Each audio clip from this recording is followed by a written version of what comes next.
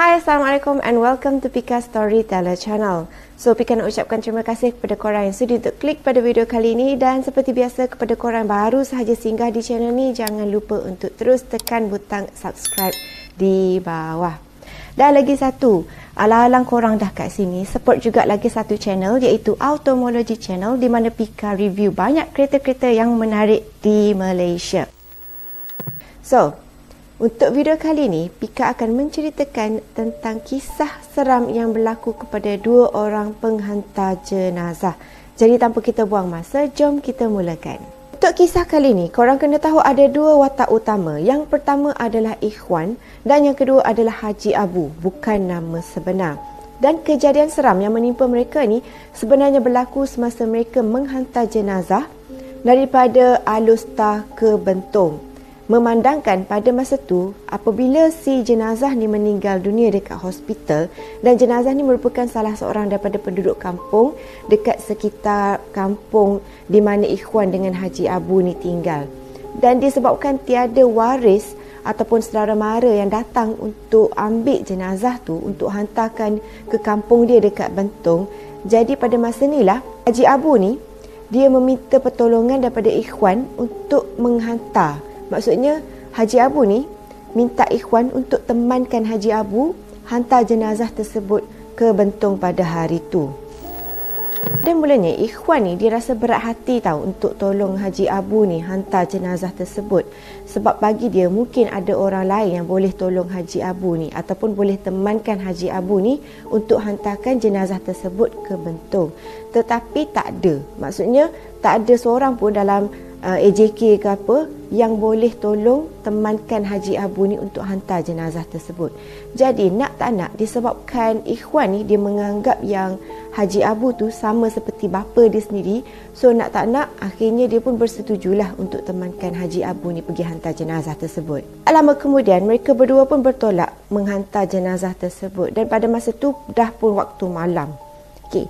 Masa mereka on the way tu, tak ada apa-apa lagi yang berlaku. Dan sekitar jam 10.30 hingga pukul 11 malam macam tu, Ikhwan ni tiba-tiba dia terasa macam lapar. So dia bagi tahulah dekat Haji Abu ni yang dia lapar, dan kalau boleh nak berhentilah dekat mana-mana, dekat stop ke kan, dekat art ke, mungkin dekat mana-mana kedai untuk berhenti makan. Sebab katanya dia memang lapar sangat, dia tak tahan. Jadi nak tak nak Haji Abu ni pun setujulah. Lepas tu Haji Abu ni pun berhentikan van tu, dan kemudian Ikhwan ni pun pergilah turun untuk beli makanan apa semua. Dan dia kata yang masa dia selesai beli makanan semua tu, jam menunjukkan lebih kurang pukul 11 malam macam tu. Dan selepas tu bila dia dah pergi beli makanan, makan apa semua, Ikhwan ni pun patah baliklah ke van tu. Dan pada masa ni bila dia jalan, dia mungkinlah jalan daripada belakang van tu kan. Dan pada masa tu dia perasan yang van ni, pintu van dekat belakang tu terbuka dengan luas sangat. Jadi dalam keadaan berlari, dia pun terus pergi menuju dekat Haji Abu ni. Lepas tu dia bagi tahu dekat Haji Abu tu yang dia terkejut sebab kenapa pintu van dekat belakang ni terbuka dengan luas. Pada masa ni, si Ikhwan ni dia tak rasa apa-apa yang pelik lagi tahu. Sebab mungkinlah dia bukanlah seorang yang berpengalaman dalam menghantar jenazah ni berbanding dengan Haji Abu ni yang memang selalu kerja dia untuk hantar jenazah. Jadi mungkin Haji Abu ni dia dah tahu ada something wrong dengan keadaan pada malam tu berbanding dengan malam-malam sebelumnya. Berbanding dengan si Ikhwan ni, bila dia nampak satu yang pelik, dia akan terus bagi tahu. Dia suka menegur lah, bukanlah dia celupar, tapi dia suka menegur. Jadi selepas dia bagi tahu dengan Haji Abu yang pintu belakang tu semua terbuka, dia tak anggap apa-apa pun yang pelik dekat situ. So mereka pun meneruskan perjalanan seperti biasa. Dan pada masa ni lah, si Ikhwan ni, masa Haji Abu tu tengah memandu, Ikhwan dia dapat rasakan seperti dia dengar sesuatu dekat belakang van. Dekat belakang van kan jenazah je kan yang ada. Dia dengar sesuatu, dia dengar seperti suara orang berbisik. Mula-mula suara bisikan tu bunyi macam tu je. Orang kata apa, tak adalah kuat sangat. Tapi lama kelamaan bunyi berbisik tu Pada mulanya bunyi seperti ada seorang sahaja yang ada dekat belakang yang tengah bersembang.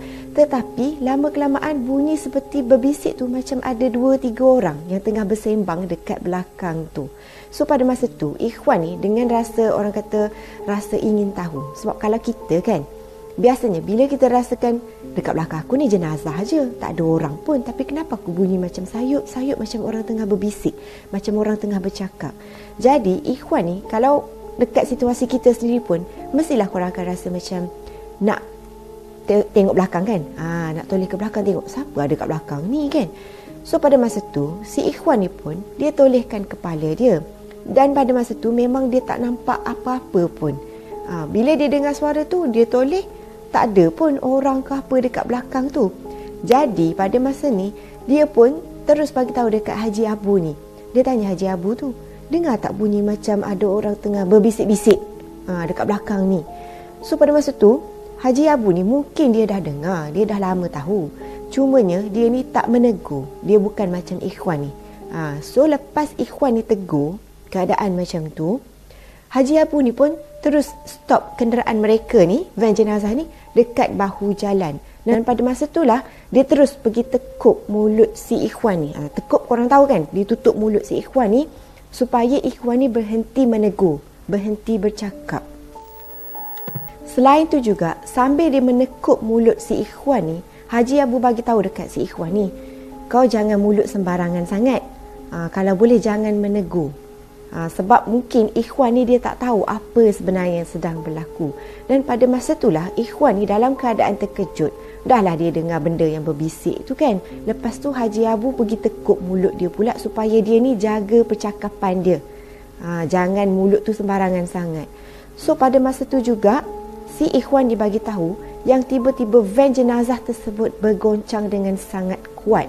Dan bila dia tengok dekat side mirror van tu kan, dia nampak dekat atas bumbung van tu ada 2 makhluk tengah melompat. Sebab itulah van jenazah mereka tu bergoyang dengan kuat. Jadi dalam keadaan macam ni, keadaan yang agak cemas, mereka berdua je dekat dalam van tu dengan jenazah kat belakang. Ikhwan ni dah mula rasa takut. Yelah, mula-mula dengar benda berbisik, lepas tu dia rasa van tu bergoncang dengan dia nampak ada 2 makhluk dekat atas bumbung tu kan. Jadi Ikhwan ni sama seperti kita jugalah. Kalau korang dalam situasi tu, mesti korang nak melarikan diri, betul tak? Jadi Ikhwan ni dia cuba untuk melarikan diri. Tapi malangnya, tangan dia tu dipegang erat pula oleh Haji Abu ni. Maksudnya kat sini, Haji Abu ni tak bagi si Ikhwan ni melarikan diri.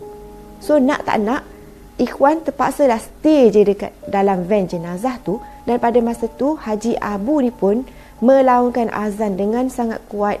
Dan akhirnya, makhluk-makhluk tu semua menghilangkan diri macam tu je. Selepas akhirnya kedua-dua makhluk tu beransur hilang, pada masa ni lah Haji Abu ni non-stop membaca Al-Quran. Maksudnya mulut dia tu terkumat kamit membaca Al-Quran. Dan si Ikhwan ni pula masih lagi dalam keadaan cemas. Dan selepas beberapa lama, mereka pun meneruskan perjalanan mereka ke Bentong. Dan akhirnya mereka sampai dekat kawasan Bentong ni. Tak sampai dekat rumah jenazah lagi. Mereka sampai dekat kawasan Bentong ni sekitar jam 2.30 pagi. Korang kena imagine, pukul 2.30 pagi hanya ada van jenazah. Dan pada masa tu pula Haji Abu ni decide untuk menggunakan jalan kampung. Ikhwan ni dah cemas dah dalam keadaan ketakutan dah. Sebab apa yang dia nampak, apa yang dengar tadi kan. Dan tambahan pula Haji Abu ni decide untuk menggunakan jalan kampung. Sebab kata dia, jalan kampung ni lagi cepat nak sampai ke kawasan rumah si arwah ni, si jenazah tu. Pada masa tu jugalah si Ikhwan kata, dahlah dia rasa tak sedap hati, cemas yang kejadian yang tadi. Lepas tu bila dia lalu dekat kawasan jalan kampung tu pula, keadaan memang terlalu sunyi. Mereka kata apa yang mereka nampak, tepi kiri kanan memang gelap, seakan-akan hutan macam tu je. So the only lampu yang ada adalah lampu daripada van jenazah tersebut. Kemudian, dekat sini agak seram sikit. Sebab dalam keadaan kegelapan tu, lampu yang macam Pika bagi tahu, lampu yang ada cuma berpandukan lampu van sahaja.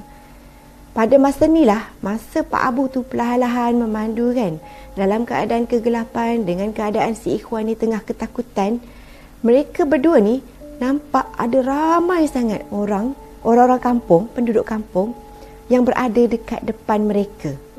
Dan lagi pelik, mereka nampak yang penduduk kampung ni semua tengah mengusung keranda. So, pada masa tu, si Ikhwan ni kan dia mulut dia jenis yang agak, bukanlah celupa, dia mulut jenis yang suka menegur. So, dia pun bagi tahu dekat Haji Abu ni apa yang dia nampak kan. Dia rasa macam pelik lah. Pukul 2.30 pagi, ada penduduk kampung dekat kawasan gelap macam tu tengah mengusung keranda. Jadi dia bagi tahu dekat Haji Abu ni apa yang dia nampak. Adakah Haji Abu nampak ke tak kan benda tu? Macam pelik je kan.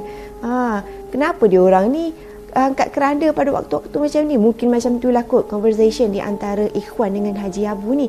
Tetapi pada masa tu Ikhwan ni sekali lagi dia rasa pelik sebab masa dia menegur benda tu, Haji Abu ni tak melayan langsung persoalan Ikhwan tu tadi. Haji Abu ni teruskan juga membaca Al-Quran. Mulut dia tu masih lagi terkumat kamit baca-baca ayat-ayat Quran ni. Macam Pika cakap lah, bukan bergantung pada ayat tu tetapi meminta pertolongan daripada Allah Subhanahu Wa Taala. Selepas tu, kejadian seram bermula apabila mereka melintasi kumpulan yang mengangkat keranda terbabit, kumpulan penduduk tu. Yang mengejutkan ialah bila Ikhwan ni dia toleh. Sebab lagi satu dia toleh, dia tengok kan dekat penduduk kampung yang angkat keranda tu tadi. Rupa-rupanya kesemua mereka tu mempunyai rupa yang tak sempurna. Rupa yang tak sempurna ni maksudnya mungkin muka buruk ke bukan muka manusia. Jadi Ikhwan ni terkejut dengan apa yang dia nampak semua tu. Dia baca ayat kursi dan beberapa lagi ayat Al-Quran yang dia tahu. Dan masa ni dah badan dia dah mula rasa menggigil. Dia rasa macam nak demam macam tu.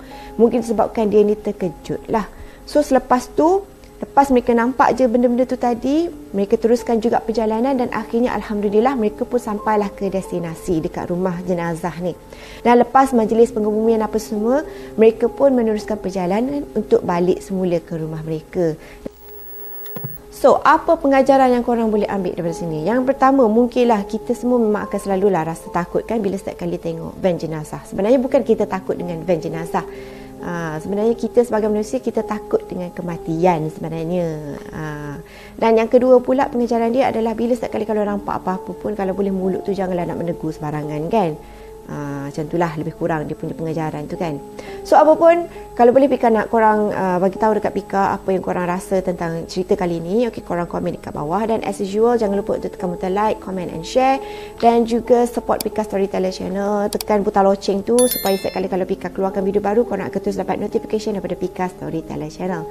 So apa pun, itu sahaja video Pika untuk kali ini. Memang ringkas sikit. So jumpa korang lagi in my next video. See you soon. Bye.